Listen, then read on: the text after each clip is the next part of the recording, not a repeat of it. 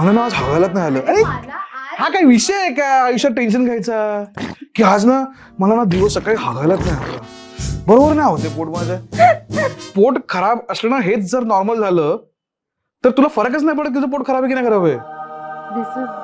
तू डोक्यात टाकलंय ना की मला पातळ पातळ ही झाली ही नॉर्मल नाही. तू ठरवतोय नॉर्मल की नाही नॉर्मल आहे.